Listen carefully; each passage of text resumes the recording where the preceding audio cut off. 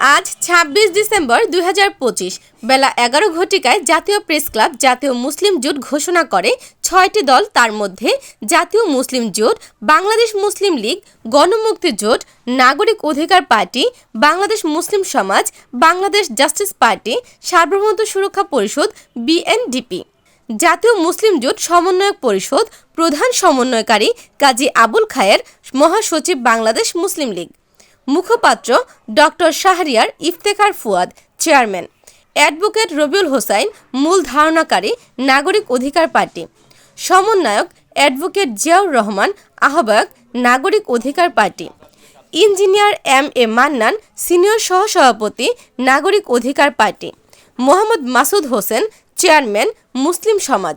Tajul Islam Labu, chairman BNDP. Abul Kashem Majumdar, chairman Bangladesh justice party. Mustafa Al Ehjaz, প্রধান সমন্বয়ক সার্বভৌমত্ব সুরক্ষা পরিষদ।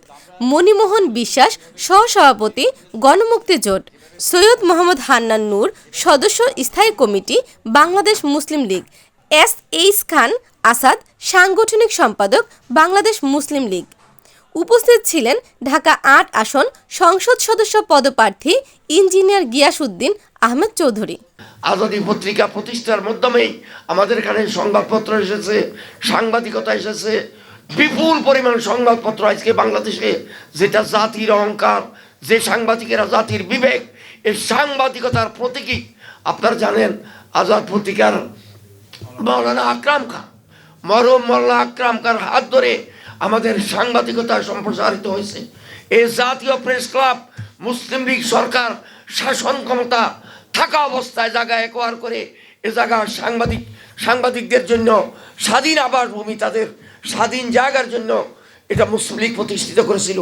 এ ধরনের মুসলিম লীগের সমস্ত অবদানকে লুকিয়ে রাখা হয়েছে, দাবিয়ে রাখা হয়েছে, সমস্ত ইতিহাসকে মাটি চাপা দেওয়া হয়েছে। একটা দল বুঝাতে চেয়েছিল যে আমরা 1971 সালে জন্ম হয়েছি, এ জাতি মাটি দেশ না, আমরা ব্রিটিশের শাসনে শাসিত ছিলাম, নিঃশ্বাস করেছিল আমাদের পূর্বপুরুষেরা, আমাদের বাপ এবং দাদারা।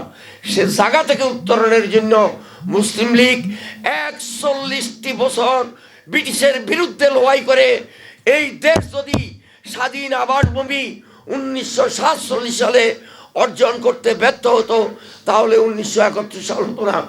আমরা জুলাই বিপ্লবীর কাছে কৃতজ্ঞ, আমরা তাদেরকে অভিনন্দন জানাই যে জুলাই বিপ্লব স্বীকার করেছে যে 1947 সালে স্বাধীন না হলে আমরা 1971 সালে বাংলাদেশ নামক কোনো রাষ্ট্র আমরা পেতাম না। প্রিয় সাংবাদিক বন্ধুগণ, আমাদের এই জোটের মধ্যে যে সকল দলসমূহ আছেন, দলগুলো বাংলাদেশ মুসলিম লীগ, নাগরিক অধিকার পার্টি, গণমুক্তি জোট, বাংলাদেশ জাস্টিস পার্টি, সার্বভৌমত্ব সুরক্ষা পরিষদ, মুসলিম সমাজ, বিএনডিপি। গত রাতে আমরা সিদ্ধান্ত নেওয়ার পরে যখন আমাদের ফেসবুকে আমরা পোস্ট দিয়েছিলাম যে আমরা একটি সংগঠন, একটা জোটের আত্মপ্রকাশ করতে যাচ্ছি, রাত্রে আমার সাথে অনেকেই কথা বলেছিলেন, তারা আশা প্রকাশ করেছেন। আমি তাদেরকে বলেছি যে আমরা সাংবাদিক সম্মেলনটা করি, আমাদের নেতৃবৃন্দ যারা থাকবেন এই জোটের তাদের সঙ্গে আলাপ করি, আপনাদেরকে সিদ্ধান্ত জানানো হবে। অনেকেই আগ্রহ প্রকাশ করছেন। এই দল 20 দলীয় জোট পর্যন্ত রূপান্তরিত হতে পারে, সময় খুবই কম। আমরা নির্বাচন কমিশনের কাছে আপনাদের মাধ্যমে সুনির্দিষ্ট একটি আহ্বান জানাতে চাই, সুনির্দিষ্ট একটি দাবি জানাতে চাই।